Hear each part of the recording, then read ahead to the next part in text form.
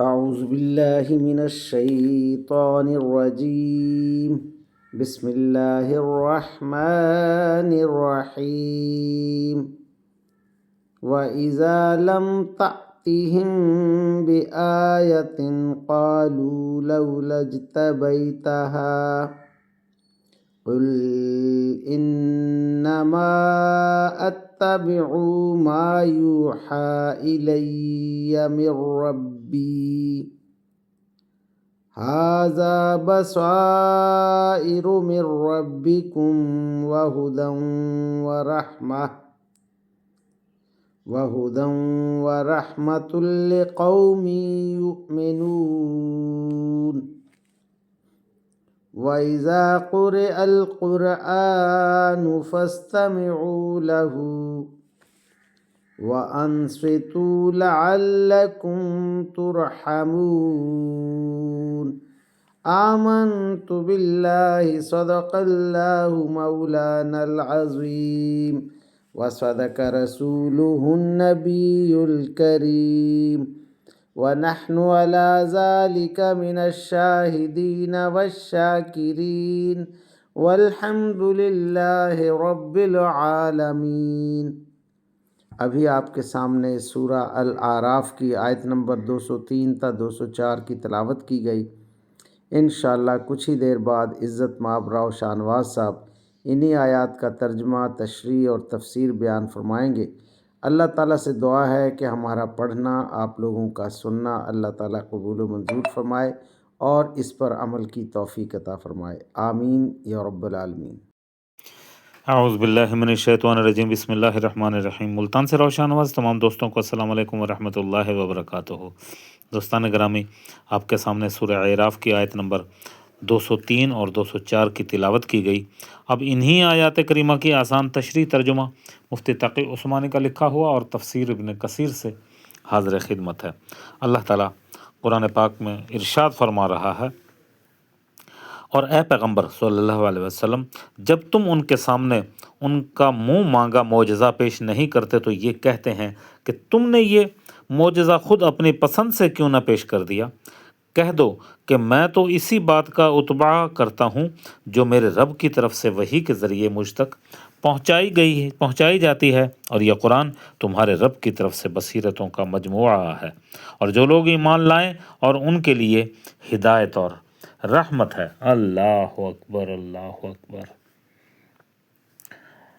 اور جب قرآن کریم پڑھا جائے تو اس کو کان لگا کر سنو، خاموش رہو تاکہ تم پر رحمت ہو۔ اللہ اکبر۔ اب ان آیات کریمہ کی آسان تشریح۔ حضرت صلی اللہ علیہ وسلم کے بہت سارے معجزات ان لوگوں کے سامنے آ چکے تھے، لیکن وہ ضد کرتے تھے کہ نئے معجزات کا مطالبہ کیا جائے، اور جب وہ نئے مطالبات کا مطالبہ کرتے تو یہ جواب ہے کہ اپنی طرف سے کوئی کام نہیں کر سکتا، کہ میں اپنی طرف سے کوئی کام نہیں کر سکتا، میں تو ہر بات میں وحی الہی کا اتباع کرتا ہوں۔ یعنی قرآن کریم بذات خود ایک معجزہ ہے۔ اس میں جو بصیرتیں ہیں وہ ایک امی کی زبان پر جاری ہو رہی ہیں، جس نے کبھی لکھنا پڑھنا نہیں سیکھا، اس کے بعد کس معجزے کی ضرورت ہے؟ اس آیت نے بتا دیا ہے کہ جب قرآن کریم کی تلاوت ہو رہی ہو تو سننے کا اہتمام کرنا چاہیے۔ البتہ تلاوت کرنے والے کے لیے بھی ضروری ہے کہ وہ ایسے مقامات پر بلند آواز سے تلاوت نہ کرے جہاں لوگ اپنے کاموں میں مشغول ہوں۔ ایسی صورت میں اگر لوگ تلاوت کی طرف دھیان نہیں دیں گے تو ان کا گناہ تلاوت کرنے والے پر ہوگا۔ اللہ اکبر، اللہ اکبر۔ اب ان آیات کریمہ کی تفسیر ابن کثیر سے عنوان ہوتا ہے، قرآن حکیم ایک زندہ معجزہ ہے۔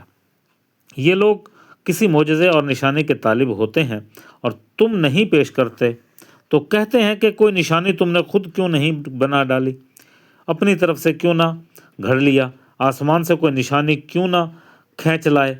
آیت سے مراد معجزہ اور خرق کی عادت ہے، جیسا کہ فرمایا اگر ہم چاہیں تو آسمان سے معجزہ اتاریں جس کو دیکھ کر ان کی گردنیں جھک جائیں۔ یہ کافر بھی ہمارے رسول سے کہتے ہیں کہ اللہ تعالیٰ کی طرف سے کوئی نشانی حاصل کرنے کی تمام کوششیں کیوں نہیں کرتے تاکہ ہم اس کو دیکھ لیں تو ایمان لائیں۔ تو اللہ پاک فرماتا ہے کہ کہہ دو کہ میں اپنی طرف سے اس بارے میں کوئی اقدام نہیں کرنا چاہتا، میں تو اللہ تعالیٰ کا بندہ ہوں، جو مجھے حکم بھیجا گیا ہے اس کی تعمیل کرنے والا ہوں۔ اگر میں نے از خود کوئی معجزہ بھیجا تو میں نے پیش کر دیا، اگر نہ بھیجا تو میں اصرار نہیں کر سکتا۔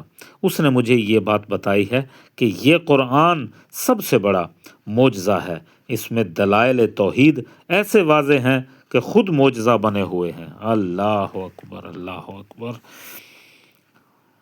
جب اس بیان سے فراغت حاصل ہو چکی تو قرآن کریم ہدایت اور رحمت ہے اور لوگوں کے لیے سمجھنے کی چیز ہے، تو اب ارشاد ہوتا ہے کہ اس کی تلاوت کے وقت خاموش رہا کرو تاکہ اس کا احترام اور تعظیم کی جا سکے۔ ایسا نہیں چاہیے کہ کفار قریش جیسے کیا کرتے تھے، یعنی کہتے تھے قرآن نہ سنو، نہ سننے دو۔ قرآن خوانی کے وقت شور و غوغا مچایا کرتے تھے، لیکن یہ سکوت کی تاکید فرض نماز کے بارے میں ہے، اور وہ بھی اس وقت جب امام یہ آواز بلند قرات سے پڑھ رہا ہو، جیسے کہ حضور علیہ الصلاۃ والسلام نے فرمایا جب امام نماز پڑھنے لگے، جب وہ تکبیر کہے تو تم بھی تکبیر کہو، اور جب وہ قرات کرنے لگے تو خاموش ہو جاؤ۔ امام ابو ہریرہ رضی اللہ تعالیٰ کہتے ہیں کہ اس آیت کے اترنے سے پہلے لوگ نماز پڑھنے میں باتیں کیا کرتے تھے، چنانچہ جب یہ آیت اتری تو خاموش ہو جاؤ۔ اللہ اکبر۔ اور قرآن سنو تو سکوت کا حکم دیا گیا ہے۔ اللہ اکبر، اللہ اکبر۔ ابن مسعود کہتے ہیں کہ ہم لوگ نماز میں ایک دوسرے کو سلام علیکم کہہ لیا کرتے تھے، اس لیے یہ آیت نازل ہوئی۔ اللہ اکبر۔ وآخر دعوانا ان الحمد للہ رب العالمین۔ اے میرے پروردگار، قرآن پاک پڑھا گیا، اپنی بارگاہ میں منظور و مقبول فرما اور ہمارے لیے توشہ آخرت بنا دے۔ وآخر دعوانا ان الحمد للہ رب العالمین۔